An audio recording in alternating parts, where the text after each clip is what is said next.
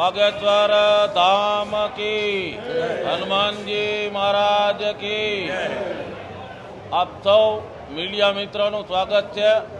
सौराष्ट्र सनातन समिति द्वारा आयोजित राजकोट रेसकोर्स मैदान खाते आगामी 5, 6, 7 जून रोज सनातन सेतु हनुमंत कथाનું ભવ્ય અને દિવ્ય આયોજન કરવામાં આવેલ છે। આજે આપ સૌ અહીં જે આયોજનનો આખરી તબક્કો ચાલી રહ્યો છે સમિતિ દ્વારા એનું નિરીક્ષણ પણ કરી શકો છો, જોઈ પણ શકો છો।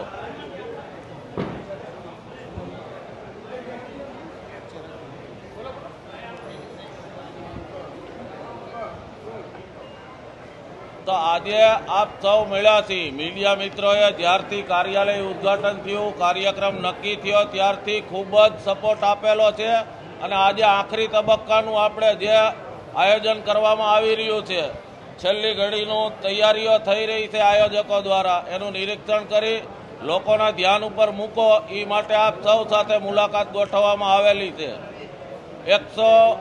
100 फूट बाय 45 फूटનું ભવ્ય સ્ટેજ બનાવવામાં આવેલું છે। 24 ખંડોમાં વિભાજિત અલગ અલગ બેઠક વ્યવસ્થા આવનારા ભક્તોને ધ્યાનમાં રાખી કોઈને કંઈ અગવડતા ન પડે એને અનુલક્ષીને બેઠક વ્યવસ્થા કરવામાં આવેલી છે। પ્રાઇવેટ સિક્યુરિટી એજન્સીને કામ આપેલું છે સુરક્ષાની દ્રષ્ટિએ। સમિતિના 1000થી વધારે કાર્યકર્તાઓ સ્વયંસેવકો સેવા આપવાના છે અલગ અલગ સમિતિઓમાં સુગમ વ્યવસ્થા જળવાઈ રહે માટે। અને આવતીકાલે 4 તારીખે સાંજે 6 થી 7 વાગે રાજકોટના અલગ અલગ ઝોનમાં 12 જેટલી કળશ યાત્રાઓ સનાતન સેતુ હનુમંત કથાના આગમનને પગલે રાખવામાં આવેલી છે। એ અલગ અલગ વિસ્તારમાં 12 ઝોનમાં કળશ યાત્રા થવાની છે। 5 તારીખે મહારાજશ્રીનું આગમન રાજકોટ એરપોર્ટ ખાતે થશે। ત્યાંથી બોમ્બે સુપરસીટ કુવાડવા ખાતે સ્વાગતનો કાર્યક્રમ છે। ગ્રીનલેન્ડ ચોકડી ખાતે સ્વાગત થશે। ડીમાર્ટ કુવાડવા રોડ શિવશક્તિ હોટલ પાસે સ્વાગત પોઈન્ટ છે। રણછોડદાસજી આશ્રમવાળા ચોકમાં છે। ડિલક્સ ચોકે સુભાષચંદ્ર નેતાજી બોઝની પ્રતિમાને મહારાજશ્રી દ્વારા ફૂલહાર અર્પણ કરવામાં આવશે। સિવિલ હોસ્પિટલ ચોકે આંબેડકરજીની પ્રતિમાને ફૂલહાર અર્પણ કરી चौधरी हाईस्कूल चौके स्वागत कार्यक्रम है। शारदा बागे श्री वाल्मीकिजी की प्रतिमा ने फूलहार करी बहुमाળી भवन चौके लोखंडी पुरुष सरदार वल्लभभाई पटेल ने फूलहार करी जिला पंचायत चौक स्वागत कार्यक्रम, किसानपरा चौक, अक्षरमार्ग कॉर्नर, कोटेचा चौक अने त्यांथी ज्यां महाराजश्रीने उतारो आपवामां आवेलो छे त्यां एमनुं निवास रहेशे।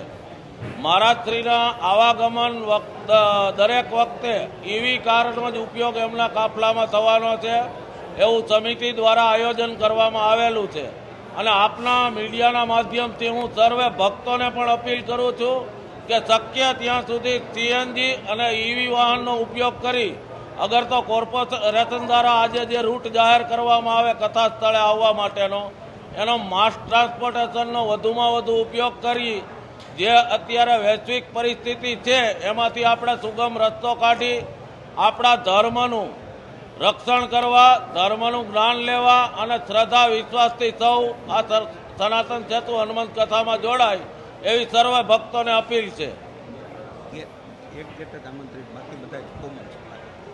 व्यवस्थानी दृष्टिए गेट नंबर 1 फनवर्ल्डनी बाजुमां एमनी आगळ गेट नंबर 2 ई जाहेर जनता माटे आववा माटे छे। त्यार पछी कमिश्नर बंगलानी सामेनो गेट नंबर 3 मात्र यजमान परिवार, पूज्य साधु संतो अने आमंत्रित मेहमानोना आवागमन माटे छे।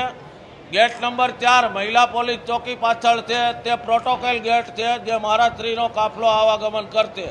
गेट नंबर 5 एरपोर्ट रोड फाटक सामेनो, गेट नंबर 6 बालभवननो ત્યાંથી જાહેર જનતા ભક્તો પ્રવેશ કરી શકે છે। આવી વ્યવસ્થા ગોઠવવામાં આવી છે કે આવનાર કોઈ પણ ભક્તોને તકલીફ ન પડે। આવનાર ભક્તોના પાર્કિંગ માટે ચૌધરી હાઈસ્કૂલનું કમ્પાઉન્ડ રાખવામાં આવેલ છે। આ બાજુથી આવતા ભક્તો માટે એરપોર્ટ રોડ રિલાયન્સનું ગ્રાઉન્ડ છે એ આપવામાં આવેલ છે। યજમાન પરિવાર અને આમંત્રિત મહેમાનો માટે ગ્રાઉન્ડની અંદર જ પાર્કિંગની વ્યવસ્થા કરવામાં આવેલી છે। એટલે દરેક ભક્તો આની નોંધ લે અને સુચારુ આયોજન માટે જ્યાંથી જે વ્યવસ્થા રાખવામાં આવેલી છે ત્યાંથી જ પ્રવેશ લે એવી અપીલ છે। ત્યારથી લઈને જે વિવાદ સામે આવ્યો છે જે વિજ્ઞાન જાથા હોય, કોંગ્રેસના ધારાસભ્ય જિજ્ઞેશ મેવાણી હોય, સામાજિક આગેવાન પરસોત્તમ પીપળિયા હોય, તમામ લોકો આ કથાનો વિરોધ કરી રહ્યા છે. કઈ રીતે આને જોઈ રહ્યા છો અને કોઈ પણ પ્રકારનું વાતાવરણ ન દોડાય તે માટે શું વ્યવસ્થા કરવામાં આવશે? જી ચોક્કસ, વાતાવરણ ડોળાય એવી કોઈ પરિસ્થિતિ અમને લાગતી નથી. પોતે પોતાનો મત રજૂ કરવાનો ભારતીય બંધારણે સૌને અધિકાર આપ્યો છે અને ક્યાંય વાતાવરણ ડોળાય એવી પરિસ્થિતિ નથી. આપ સૌ જાણીએ છીએ સનાતન ધર્મ સતયુગ, દ્વાપર, ત્રેતા અને કળયુગ, સનાતનની ઉપર પ્રહાર કરવાવાળા સનાતનીઓ જ છે. આ વર્ષોથી આદિકાળથી પરંપરા ચાલી આવે છે. સૌ પોતપોતાનો મત રજૂ કરે છે. જેમણે ચેલેન્જ આપી એને મીડિયાના માધ્યમથી બાબાશ્રીની આજ્ઞાથી આયોજન સમિતિએ કીધું છે કે આપ પધારો, કથા શ્રવણ કરો અને દિવ્ય દરબારનો લાભ લ્યો. આપના પ્રશ્નનો જવાબ પણ બાબા જાહેર મંચ ઉપરથી આપશે. કેટલીક શરતો મૂકી છે, પ્રોટેક્શન આપવું, વ્યવસ્થા કરવી, શરતો મૂકી. એ શરતોનું એમણે તંત્ર પાસે કે પોલીસ તંત્ર પાસે પ્રોટેક્શન માંગવાનું હોય. સમિતિને રાજ્ય સરકારે કે સરકારે એવો કોઈ પાવર નથી આપ્યો કે અમે કોઈને પ્રોટેક્શન આપી શકીએ. અમે બાંહેધરી આપીએ કે ગ્રાઉન્ડમાં એમની સાથે કોઈ ખરાબ વર્તન નહીં થાય.